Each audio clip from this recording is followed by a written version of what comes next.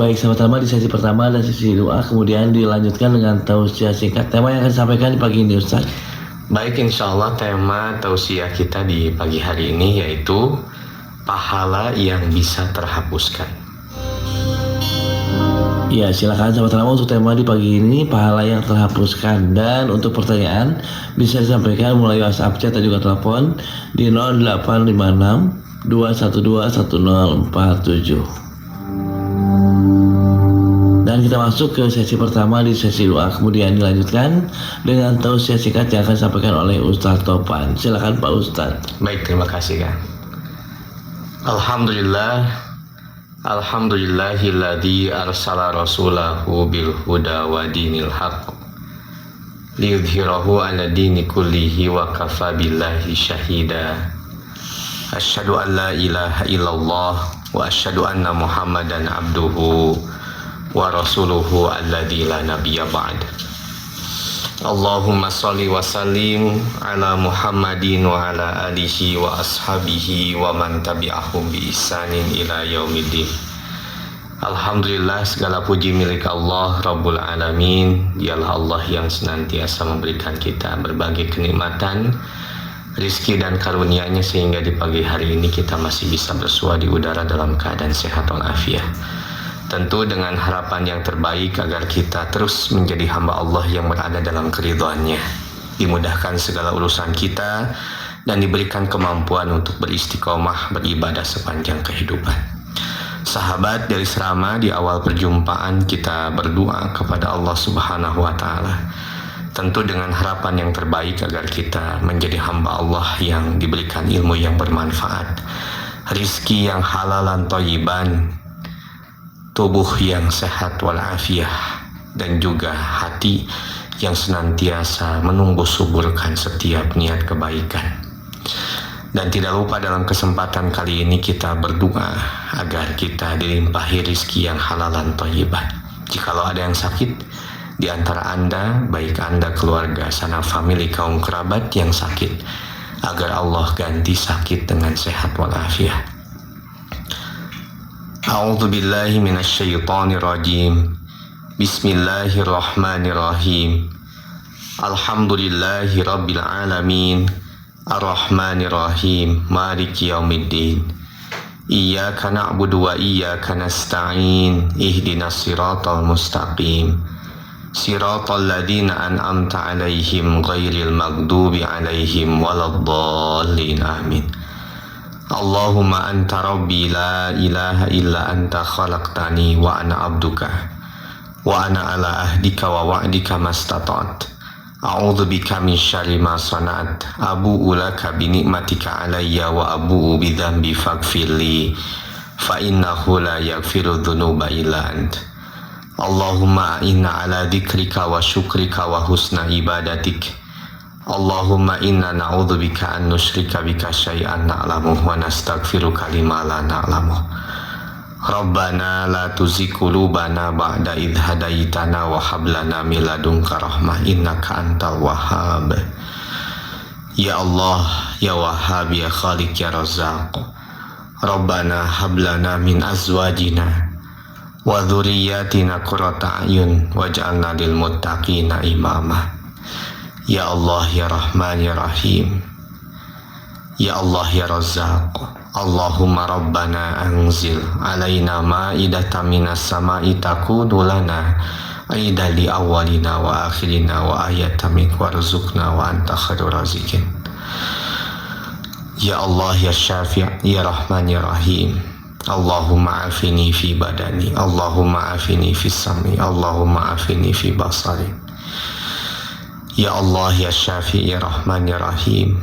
Allahumma Rabban nas adhibil ba's ishfi wa anta syafi' la shifa illa shifa'uka shifa'an la yughadiru saqama. Asalullahal adzim rabbal arsyil adzim ayasfi'ahum. Allahumma inna na'udzubika minal barasi wal jununi wal judami wa min sayil asqam. Ya Allah, ya Rahman, ya Rahim. Allahumma inna na'udzubika minal hammi wal hazan wa na'udzubika minal ajzi wal kasal wa na'udzubika minal jubni wal bukhl, wa na'udzubika min ghalabati daini wa qahri rijal. Ya Allah ya Rahman ya Rahim, ya Allah ya Ghafur, Allahumma inna nas'aluka salamatan fid din wa afiatan fil jasad wa ziyadatan fil ilmi wa barakatan fil rizki wa taubatan qabla al maut wa rahmatan indal maut wa maghfiratan ba'dal maut. Allahumma hawin alaina fi sakaratil maut wa najatan minan nar wal afwa indal hisab. Ya Allah ya Ghafurur Rahim, Allahumma gfir lil mu'minina wal mu'minat wal muslimina wal muslimat al ahya'i minhum wal amwat innaka sami'un qaribun mujibud da'wat. Rabbana gfir li wa li walidayya wa lil mu'minina yawma yakumul hisab. Rabbana taqabbal minna innaka antas sami'ul alim wa tub alaina innaka antat tawwabur rahim. Subhana rabbika rabbil izzati amma yasifun wa salamun alal mursalin walhamdulillahi rabbil alamin. Amin. Subhanallah walhamdulillah wa la ilaha illallah wallahu akbar. Asyhadu an la ilaha illallah wa asyhadu anna Muhammadan abduhu wa rasuluhu alladzi la nabiyya ba'd. Allahumma salli wa sallim ala Muhammadin wa ala alihi wa ashabihi wa man tabi'ahum bi ihsanin ila yaumiddin. Sahabat dari Serama yang sama-sama mengharapkan ridho Allah Subhanahu wa taala. Tema tausiah kita di pagi hari ini sebagaimana tadi disampaikan di awal acara atau di opening acara, yaitu pahala yang bisa terhapuskan. Sahabat dari Serama, apabila kita lihat dalam Quran surat Al-Baqarah di ayat 264, Allah Subhanahu wa taala berfirman, A'udzubillahi minasyaitonir rajim.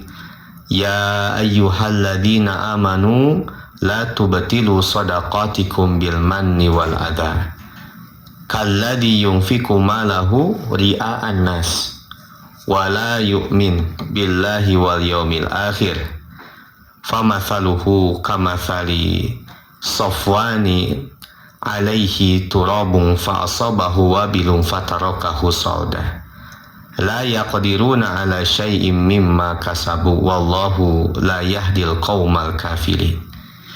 Wahai orang-orang yang beriman, janganlah kalian membatalkan pahala dari sedekahmu dengan menyebut-nyebutnya dan menyakiti perasaan orang yang diberinya atau penerimanya, seperti orang yang menginfakkan hartanya karena riya atau pamer kepada manusia, sedangkan dia tidak beriman kepada Allah dan hari akhir. Perumpamaan orang itu seperti batu licin yang di atasnya ada debu. Lalu batu itu diguyur oleh hujan yang lebat sehingga tinggallah batu itu licin kembali. Mereka tidak menguasai sesuatu pun dari apa yang mereka usahakan. Allah tidak memberi petunjuk kepada kaum kafir. Sahabat dari Serama yang sama-sama mengharapkan ridho Allah Subhanahu wa taala. Quran surat Al-Baqarah 264 ini mengingatkan kita terkait dengan bagaimana orientasi niat kita, tujuan ketika kita beribadah hendaknya dilandasi dengan spirit untuk mendapatkan lillah, keridhaan dari Allah Subhanahu wa taala. Sehingga tidak jarang orang yang berlelah-lelah dalam beribadah namun tidak didasari dengan lillah, ya tentu ibadahnya akan sia-sia. Tapi orang yang beribadah yang dilandasi dengan lillah, mengharap ridho Allah saja ketika beribadah, maka inilah orang yang beruntung. Sehingga tidak ada satupun perbuatan yang baik walaupun itu sebesar biji dzarrah, melainkan Allah akan membalasnya, bahkan memberikan lipatan ganda sesuai dengan apa yang dia lakukan, sesuai dengan kehendak Allah Subhanahu wa taala. Dan apapun yang seseorang lakukan, berupa keburukan atau perbuatan dosa kesalahan yang dia lakukan, maka itu pun akan berbalas dengan sesuatu yang adil sesuai dengan kadar kesalahan atau dosa yang dia lakukan. Allah itu maha teliti, Allah itu maha mengetahui, khabirum bima ta'malun. Tidak ada yang terlepas dari pengawasan Allah Subhanahu wa ta'ala. Maka jangan khawatir ketika kita beramal soleh, jangan khawatir tidak dicatatkan sebagai pahala dan tidak mendapatkan balasan. Selama niatnya lillah, mukhlisina lahudina hunafa, ikhlas karena Allah Subhanahu wa ta'ala dengan cara yang lurus dalam beribadah sesuai dengan apa yang Allah tunjukkan, perintahkan, maka tentunya itu akan berbalas pahala. Bahkan dalam hal bersedekah pun, sahabat Risrama, sedekah adalah kebaikan yang dilakukan oleh seorang hamba, baik kebaikan itu berupa materi ataupun yang lainnya. Sehingga setiap kebaikan yang dilakukan oleh seorang hamba, kullu ma'ruf sedekah. Setiap kebaikan adalah sedekah. Dan sedekah yang dikeluarkan melalui harta atau materi disebut dengan infak. Quran surat Al-Baqarah 264, Allah mengingatkan jangan sampai kalian membatalkan pahala sedekah kalian gara-gara tidak lillah, gara-gara tidak ikhlas. Kenapa? Bagaimana mengidentifikasi ibadah itu tidak ikhlas, tidak lillah? Maka Allah mengingatkan jangan sampai pahala dari sedekah, kebaikan, infak yang dikeluarkan itu akan hangus, akan gugur, akan batal. Gara-gara apa? Bil manni yang pertama. Apa itu bil manni? Yaitu menyebut-nyebut dari apa yang dia keluarkan. Sehingga yang dia inginkan dari sedekah infak yang dia keluarkan adalah popularitas pada kalangan manusia. Yang dia inginkan adalah dipandang oleh manusia. Yang dia inginkan adalah pujian manusia. Sehingga tidak jarang membentuk image dirinya sebagai orang yang dermawan, namun ternyata tidak mendapatkan apa-apa dalam kehidupan akhirat, tidak mendapatkan balasan apa-apa, karena yang dia tuju hanya dunia saja dengan segala aksesoris yang ada di dalamnya, dengan segala dinamika yang ada di dalamnya, dengan segala ujian berupa pujian yang ada di dalamnya. Maka oleh itu ada orang yang seperti itu, beribadah hanya untuk mendapatkan popularitas di kalangan manusia. Bahkan indikator yang kedua batalnya sedekah infak yang dikeluarkan adalah al-adha. Ma huwal adha? Apa yang dimaksud dengan adha ini? Yang dimaksud dengan adha adalah ketika menyakiti perasaan orang yang menerimanya. Memberi adalah ibadah. Memberi itu adalah sedekah. Bahkan memberi itu merupakan sebuah jalan untuk menjalin ukhuwah agar lebih baik ketika kaitannya dengan sesama muslim. Ketika dengan saudara, maka merupakan jalan untuk menjalin silaturahim agar terus terjaga. Bahkan infak yang dikeluarkan untuk saudara yang ada hubungan nasabnya, pahalanya dua, pahala sedekah dan pahala silah, menyambung silaturahim. Jangan sampai dua pahala itu yang bisa mendapatkan lipatan ganda pahala justru gugur gara-gara menyebut-nyebutnya ingin dipuji atau bahkan menyakiti orang yang diterimanya. Memberi sih memberi, tapi menyakiti orang yang menerimanya. Nah, ini merupakan hal yang harus kita hindari agar terselamatkan ibadah kita, amal soleh kita, bukan hanya sekedar mendapatkan kebaikan, kelancaran, kemudahan dalam kehidupan dunia, tapi ibadah, amal soleh yang kita keluarkan berupa infak sedekah ini merupakan tabungan yang terbaik kelak di akhirat. Quran surat Al-Baqarah ayat ke-261, Allah Subhanahu wa taala mengingatkan, "Matsalul ladzina yunfikuna amwalahum fi sabilillahi kamatsali habbah ambatat sab'a sanabil fi kulli sumbulatin mi'atu habbah wallahu yudha'ifu liman yasha wallahu wasi'un alim. Perumpamaan orang yang menafkahkan hartanya di jalan Allah seperti orang yang menanam satu biji. Maka dari satu itu akan menjadi 7 cabang, dan setiap cabangnya akan berbuah 100. 1 jadi 7, masing-masing dikali 100, maka menjadi 700 dari 1. Bukankah itu tijaratul lan tabur, perniagaan yang tidak pernah merugi dengan Allah Subhanahu wa taala, selalu beruntung. Bahkan keberuntungannya bukan hanya dunia saja, tapi bersambung sebagaimana doa kita sampai kelak di akhirat. Sahabat dari serama yang sama-sama mengharapkan ridha Allah Subhanahu wa taala, maka jangan batalkan, jangan gugurkan, jangan hanguskan, jangan hilangkan pahala dari sedekah, infak, kebaikan, kedermawanan kita terhadap saudara kita dengan menyebut-nyebutnya karena ingin mendapatkan popularitas atau menyakiti perasaan orang yang menerimanya. Maka Allah menyebutkan orang-orang yang melakukan dua hal tersebut, kalladzi yunfiku malahu ria'an nas, seperti orang yang ria terhadap manusia, wala yu'minu billahi wal yaumil akhir, dan perbuatan ria itu merupakan gambaran dari orang-orang yang tidak beriman kepada Allah dan hari akhir. Na'udzubillah. Padahal segala kebaikan yang kita lakukan dalam kehidupan dunia merupakan sebuah cara untuk mendapatkan keberlangsungan dan keberlanjutan, keselamatan, kesejahteraan, dan mendapatkan surga sebagaimana yang Allah janjikan kelak di akhirat. Maka dunia kita harus tawazun dengan akhirat kita, karena Allah mengingatkan kita ketika berdoa dalam Quran surat Al-Baqarah ayat 201, doa kebaikan dunia dan akhirat. Bukan dunia saja kebaikannya, tapi akhirat juga. Rabbana atina fid dunya hasanah wa fil akhirati hasanah wa qina adzabannar. Wahai Tuhan kami, berikanlah kami segala bentuk kebaikan dalam kehidupan dunia, sambungkan kebaikan itu kelak di akhirat, dan berikan kenikmatan yang terbesar, dijauhkan dari siksa api neraka, dan masukkan ke dalam surga Allah Subhanahu wa taala. Selesai.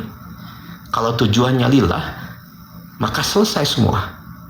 Kita pun akan mendapatkan kebaikan sebagaimana doa yang sering kita panjatkan tersebut. Maka orang yang ria terhadap apa yang dia berikan menyakiti orang tersebut, menyebut-nyebutnya, ingin popularitas dalam kehidupan dunia di hadapan manusia yang lainnya, seperti orang yang ria terhadap manusia, di mana orang yang ria itu merupakan gambaran orang yang tidak beriman kepada Allah dan hari akhir. Karena yang dia inginkan, targetkan hanya kehidupan dunia saja. Sehingga ada orang yang berdoa, Rabbana atina fid dunya, ya Tuhan kami berikanlah segala bentuk dalam kehidupan dunia, wa ma lahu fil akhirati min khalaq, maka tidak ada bagian untuknya kelak di akhirat. Na'udzubillah. Bahkan perumpamaannya seperti orang yang melihat batu licin, lalu di atas batu licin itu ada tanah-tanah atau debu yang menempel. Maka ketika hujan lebat itu tiba, semua pasir, tanah, debu yang ada di atas batu licin tersebut terlibas, terbawa oleh derasnya air hujan. Maka yang tersisa hanya batunya saja yang licin. Itulah perumpamaan orang yang ria dalam beribadah, beramal soleh, bersedekah, berinfak. Sehingga orang yang ria seperti orang yang tidak mendapatkan apa-apa, dan tentu tidak sesuai dengan apa yang diharapkan, tidak mendapatkan kebaikan di dunia dan tidak mendapatkan kebaikan di akhirat. La tubtilu sadaqatikum bil manni wal adha. Jangan batalkan pahala sedekah gara-gara dengan menyebut-nyebut ingin mendapatkan popularitas di hadapan manusia dan menyakiti perasaan yang menerimanya.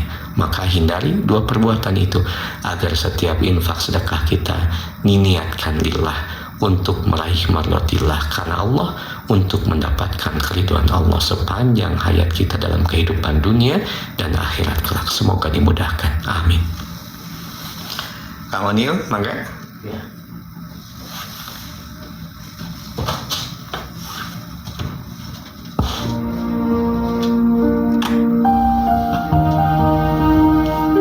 Baik, Baik, terima kasih Ustaz Topan yang sudah menyampaikan tausiah singkat di pagi ini. Silakan sahabat Rama di 0856 212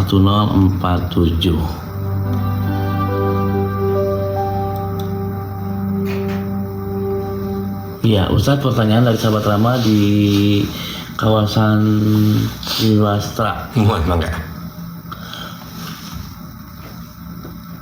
Ustaz, sehabis sholat fardu kan tidak ada doa mengangkat tangan.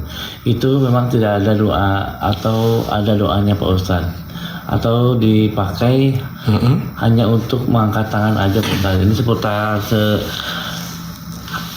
doa, tentang doa Pak Ustaz. Bagaimana kalau kita berdoa sambil angkat tangan Pak Ustaz? Terima kasih. Baik, yang pertama, apa yang dilakukan oleh Rasulullah Shallallahu Alaihi Wasallam setelah selesai sholat? Jika ada pertanyaan, setelah sholat itu ngapain? Gitu ya. Setelah sholat itu apa yang dilakukan? Maka Rasul mengingatkan ketika kita selesai sholat, karena Rasulullah Shallallahu Alaihi Wasallam, Rasulullah biasanya ketika selesai sholat, idan sorof minas sholat, ketika selesai min sholatih dari sholatnya, istaghfaro thalathan. Rasul itu kalau selesai sholat, beliau langsung beristighfar. Jadi setelah salam, Assalamualaikum warahmatullah, Assalamualaikum warahmatullah, maka berikutnya adalah istighfar thalathan, beristighfar 3 kali. Astagfirullah, astagfirullah, astagfirullah. Lalu yang kedua, Rasulullah Shallallahu Alaihi Wasallam biasa berdoa dengan kalimat Allahumma antas salam wa minkas salam tabarak tadzal jalal liwal ikram. Ya Allah, engkaulah assalam dan keselamatan hanya darimu. Maha suci engkau wahai zat yang memiliki semua keagungan dan kemuliaan. Lalu Rasulullah biasanya bertasbih. Tasbih itu subhanallah 33 kali. Lalu bertahmid alhamdulillah 33 kali. Lalu bertakbir Allahu Akbar 33 kali dan bertahlil 1 kali. La ilaha illallah wahdahu la syarikalah lahul mulku wa lahul hamdu wa huwa ala kulli syai'in qadir. Maka Rasulullah Shallallahu Alaihi Wasallam mengingatkan barang siapa yang berzikir dengan cara zikir yang tadi, gufirat khotoyahu wa inkanat mithla zabadil bahar, diampuni dosa-dosanya walaupun sebanyak buih di lautan. Jadi itu. Lalu bagaimana ketika berdoa? Ada saatnya angkat tangan, ada saatnya tidak mengangkat tangan. Dan ketika selesai sholat, cukup dengan tidak mengangkat tangan, cukup menengadah saja. Lalu kita berdoa dengan kalimat doa yang terbaik. Begitu. Iya, silakan sahabat Rama untuk pertanyaan berikutnya. Halo.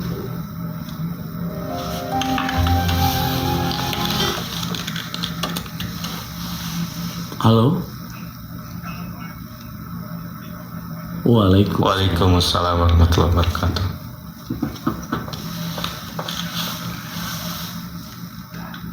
Baik.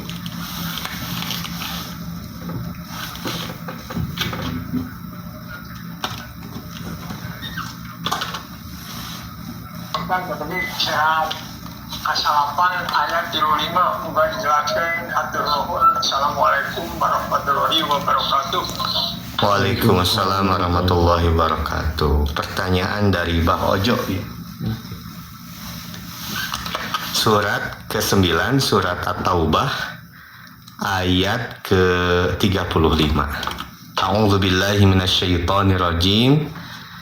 Yauma yuhma 'alaiha fi nari jahannam fatukwa biha jibahuhum wa junubuhum wa dhuhuruhum wa hada ma kanaztum li anfusikum fadzuku ma kuntum taknisun.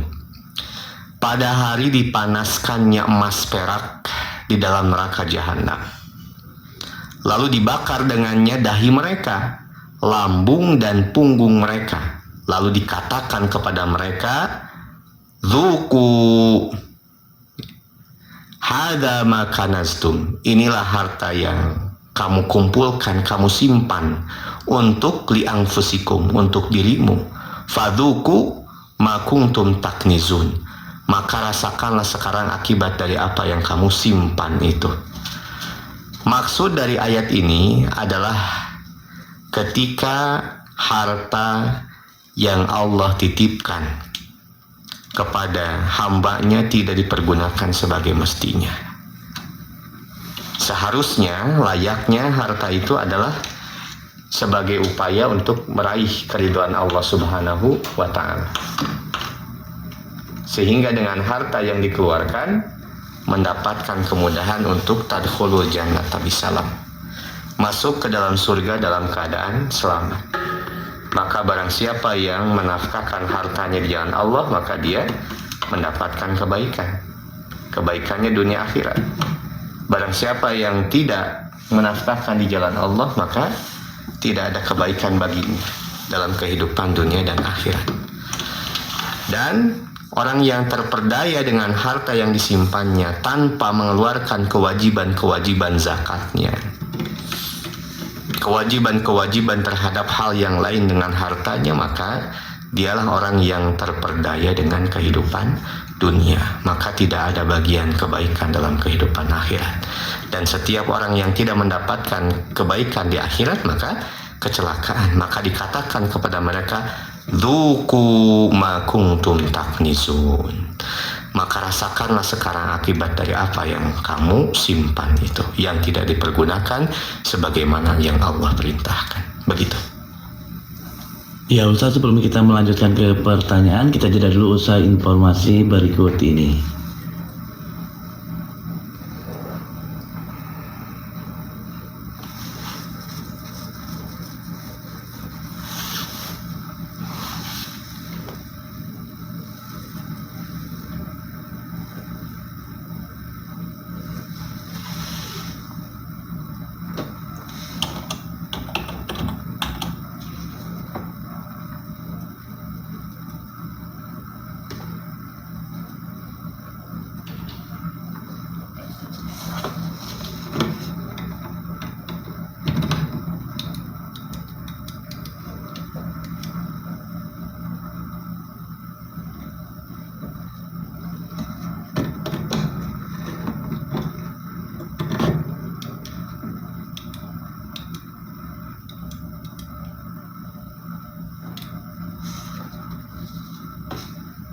Itu ya kan ditarikkan biasa.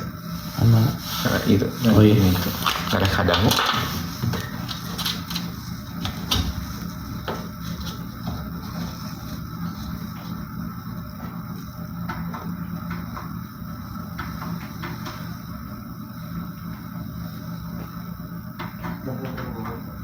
Tunggu dong ya. Dah ke Bluetooth lagi tuh nyambung kan?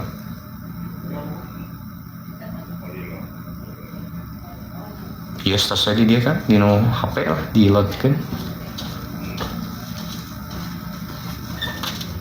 Hubungi 0878 7989 5999. Sehatkan mata Anda bersama klinik pengobatan alternatif Changjiang TCM.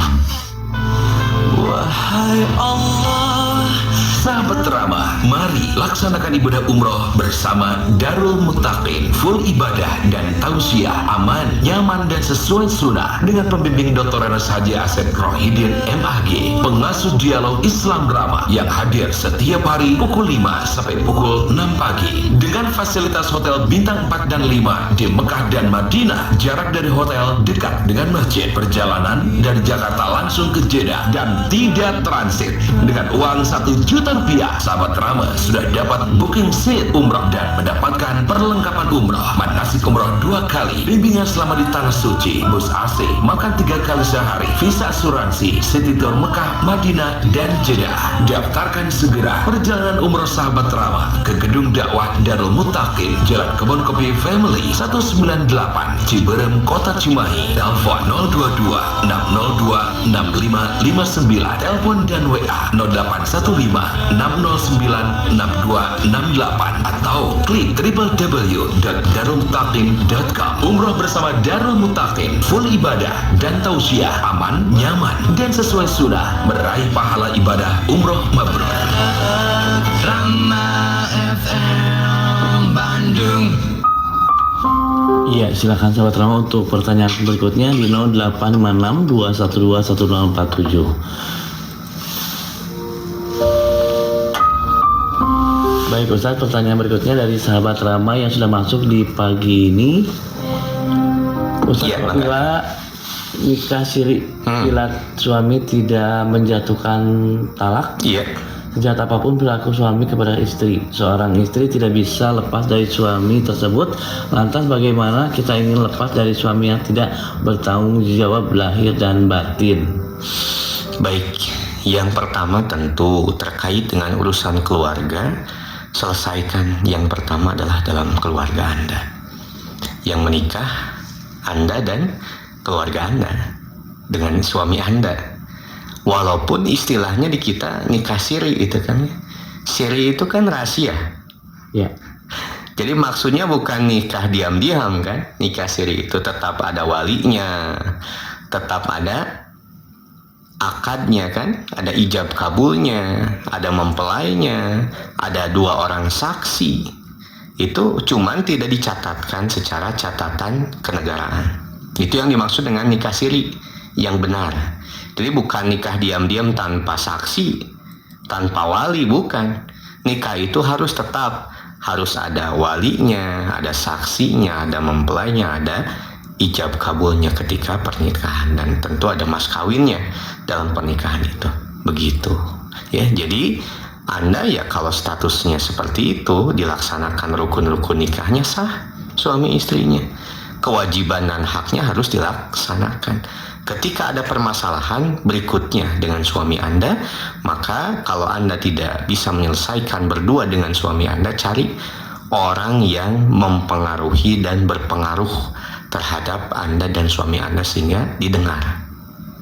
Kalau misalkan ada, maka bermusyawarah, cari solusi yang terbaik. Apakah pernikahannya ini masih layak untuk dilanjutkan atau harus dipertimbangkan kembali, diintrospeksi terkait dengan keberlangsungannya. Begitu.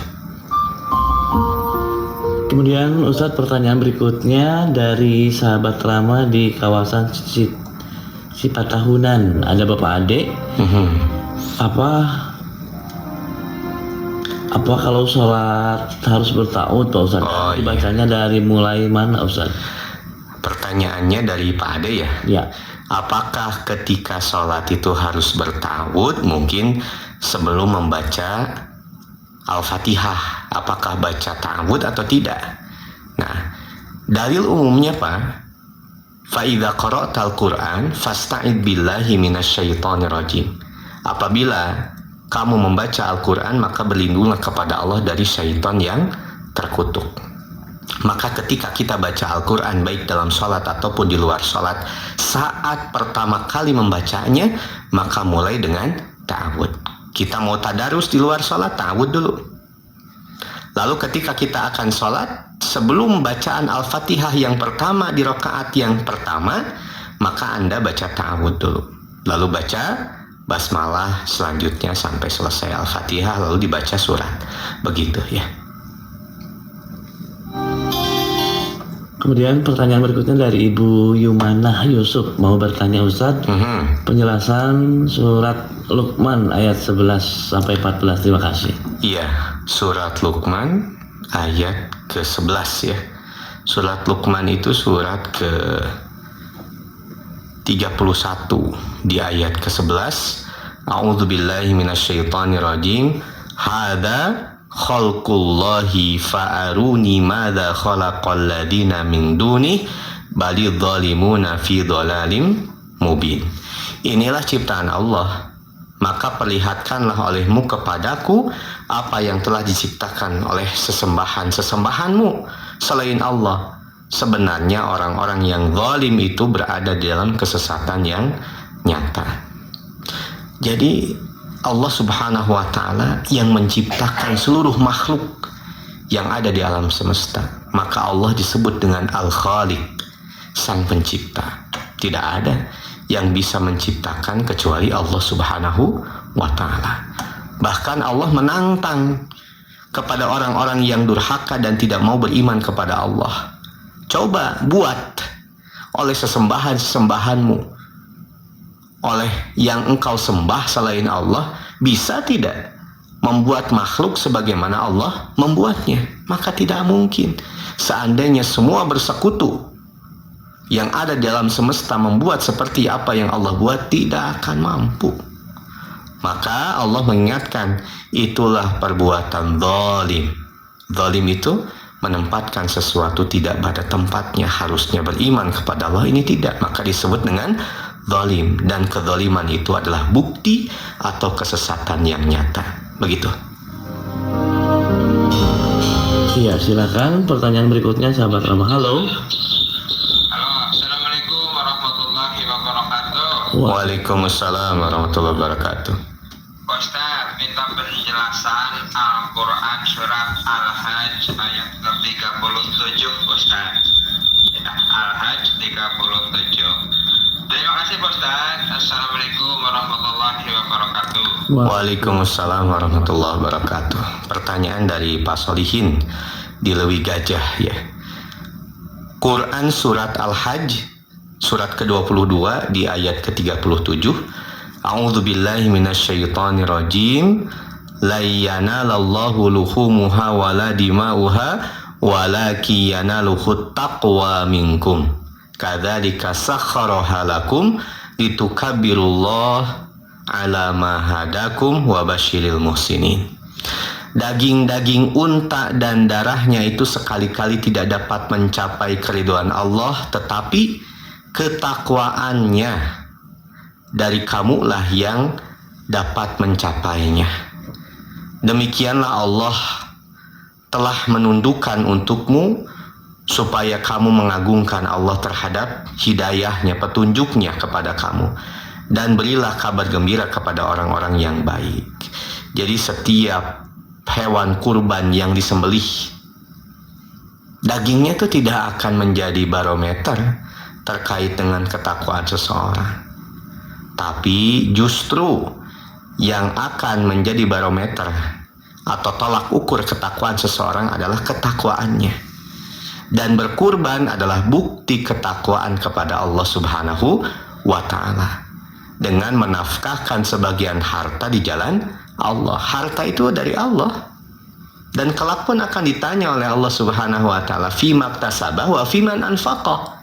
Dari mana harta itu didapatkan dan kemana harta itu dibelanjakan, didayagunakan, dikeluarkan. Maka kedua hal itu dari mana dan kemana akan dipertanggungjawabkan.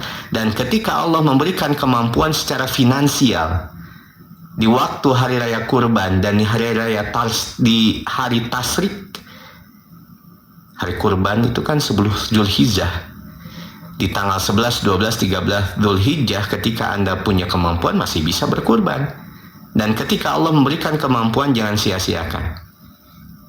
Karena orang yang muhsinin, orang yang berbuat kebaikan, orang yang gemar melakukan kebaikan adalah orang yang tidak pernah menyia-nyiakan peluang berbuat baik ketika ada kemampuan. Begitu. Iya, Ustadz, sebelum kita melanjutkan kembali ke pertanyaan, kita jeda dulu usai informasi berikut ini. Bandung. Wahai Allah, sahabat teramah, mari laksanakan ibadah umroh bersama Darul Muttaqin. Full ibadah dan tausiah aman, nyaman dan sesuai sunnah dengan pembimbing Dr. Anas Haji Asep Rohidin MAG, pengasuh dialog Islam Ramah yang hadir setiap hari pukul 5 sampai pukul 6 pagi dengan fasilitas hotel bintang 4 dan 5 di Mekah dan Madinah. Jarak dari hotel dekat dengan masjid. Perjalanan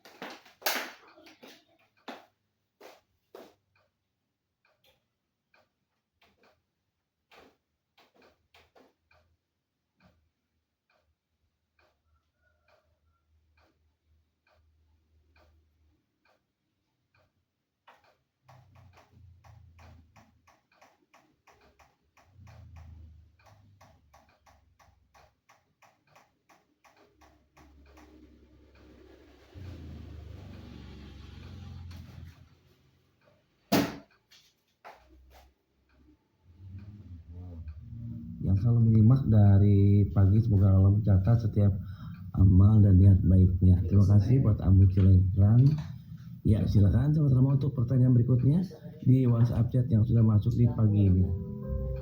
Ustaz, kalau berkurban untuk atas nama almarhum ibu atau bapak atau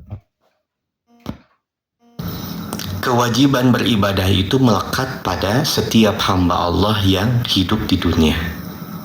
Ini yang menjadi catatan. Maka ketika ada perintah, maka wajib untuk yang hidup untuk melaksanakannya. Pun begitu juga ketika terkait dengan kurban atau menyembelih hewan kurban. Lalu bagaimana tuh orang tua yang sudah meninggal? Apakah bisa kebagian pahalanya? Sangat bisa. Bagaimana caranya? Anda selaku anaknya atau para cucunya berkurban. Atas nama siapa? Atas nama diri sendiri. Berkurban karena Anda yang masih hidup. Para anak, para cucu yang masih hidup berkurban.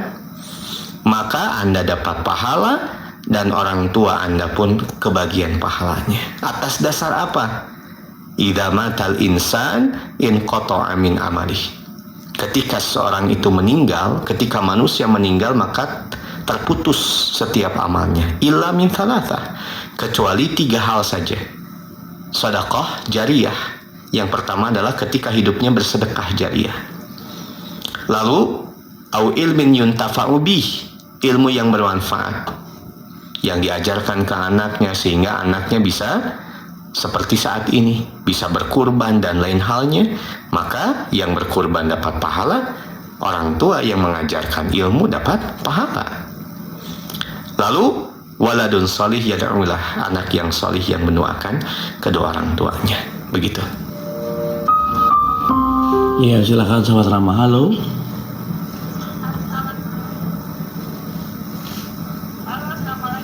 Waalaikumsalam warahmatullahi wabarakatuh. Amin. Amin ya Allah ya Rabbal. Mangga Bu, mangga.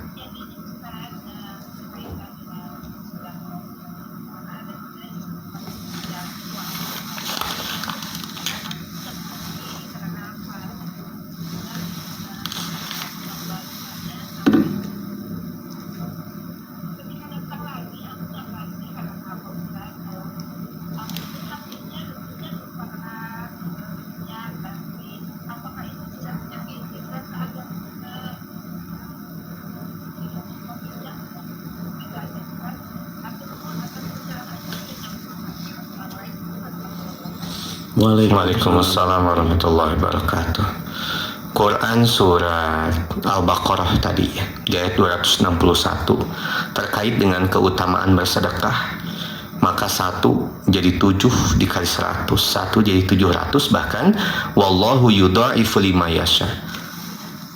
Allah bisa melipat gandakan pahala dari sedekah, infak yang dikeluarkan itu sesuai dengan apa yang Allah kehendaki.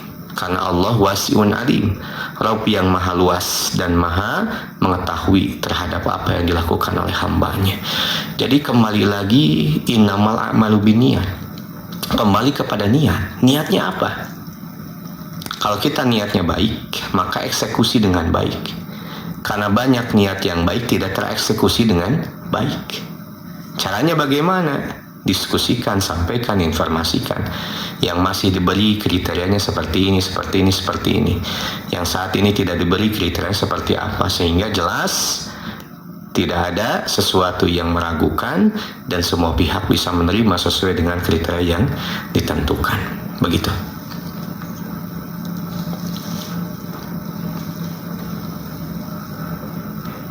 Mangga selanjutnya kan? Ya, silakan sahabat Rama. Halo. Waalaikumsalam warahmatullahi wabarakatuh. Assalamualaikum. Mas dari Surakarta. Silakan Kang. Mangga Kang Dimas. Kalau misalkan ada seorang yang dulunya itu yang kehidupannya benar lah, dalam artian ibadah juga, sholat nggak pernah melakukan, terus puasa juga nggak pernah melakukan. Nah, suatu hari ke depannya beliau itu bertobat mau melakukan sholat, puasa. Nah, yang dulu itu yang gak pernah sholat dan gak pernah puasa itu gimana Pak Ustaz? Harus diqadha atau gimana? Itu aja Pak Ustaz, terima kasih. Assalamualaikum warahmatullahi wabarakatuh. Waalaikumsalam warahmatullahi wabarakatuh. Innallaha yuhibbut tawabina wa yuhibbul mutatahhirin. Sesungguhnya Allah itu mencintai orang yang bertaubat dan yang mensucikan diri. Jadi kalau sudah taubat dengan taubatan nasuha, semua kesalahan yang lalu itu dihapuskan, digugurkan, diampuni. Tinggal ke depannya buktikan. Sebelumnya jarang sholat, sekarang tidak pernah meninggalkan sholat. Atau sebelumnya tidak pernah sholat, sekarang selalu melaksanakan sholat yang 5 waktu ditambah dengan yang sunnah. Sholat-sholat yang sunnah.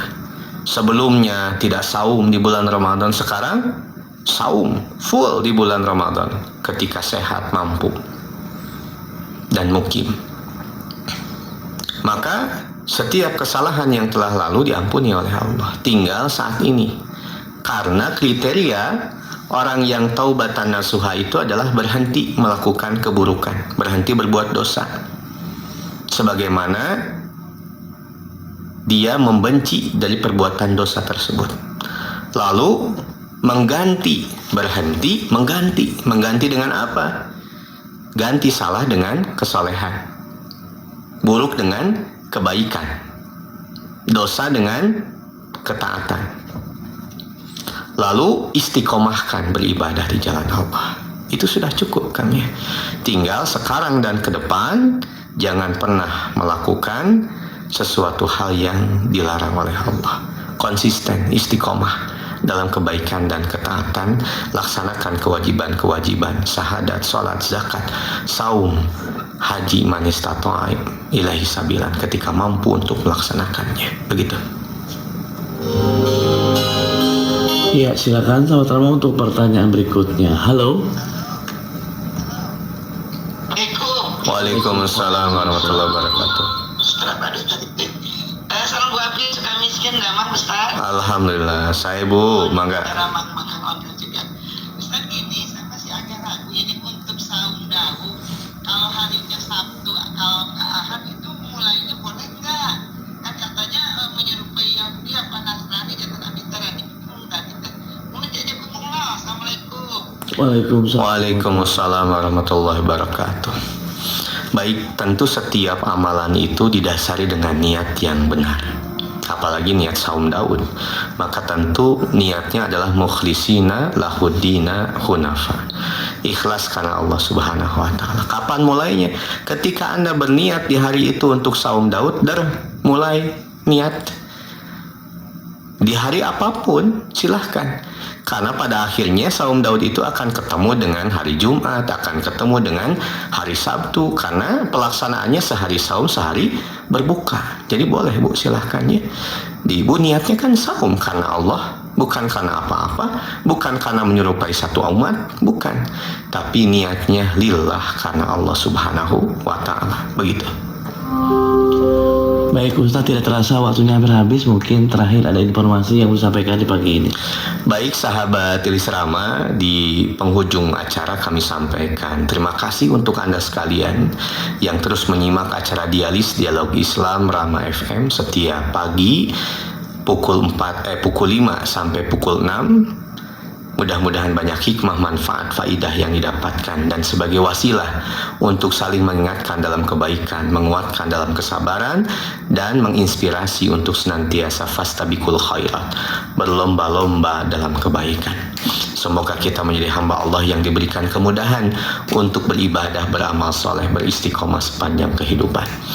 Lalu di penghujung acara kami sampaikan informasi yang terbaik untuk Anda, yaitu peluang menyisihkan sebagian harta Anda dengan cara berwakaf. Wakaf untuk Masjid Jamiat Taqwa Darul Muttaqin, atau wakaf untuk gedung dakwah Darul Muttaqin, dan juga Anda yang akan berwakaf atau menggali informasi terkait dengan umroh DM, bimbingan ibadah haji KBIHU Darul Muttaqin, sekolah Madrasah Sanawiyah, boarding school Darul Muttaqin, dan juga agenda-agenda dakwah Darul Muttaqin, Anda bisa datang langsung ke Kebon Kopi 198 Cimahi Ciberem, Cimahi Selatan, Kota Cimahi, Jawa Barat. Atau Anda cari saja di map Gedung Dakwah Darul Muttaqin Cimahi. Nanti ada rute yang bisa Anda ikuti sehingga sampai di tempat yang Anda tuju. Atau Anda yang akan menggali informasi terkait dengan apa yang tadi disampaikan, wakaf dan lain halnya, Anda bisa WA saja ke nomor 0858 098 00007. Terima kasih. Jazakumullah khairan katsiran. Allahumma sholli alaihim, amin. Akhirnya kami undur diri. Mudah-mudahan Allah pertemukan dalam kesempatan yang lain dalam keadaan sehat walafiat. Terima kasih. Mohon maaf lahir batin. Aqulu qouli hadza wa astaghfirullah li wa lakum. Assalamualaikum warahmatullahi wabarakatuh. Waalaikumsalam warahmatullahi wabarakatuh.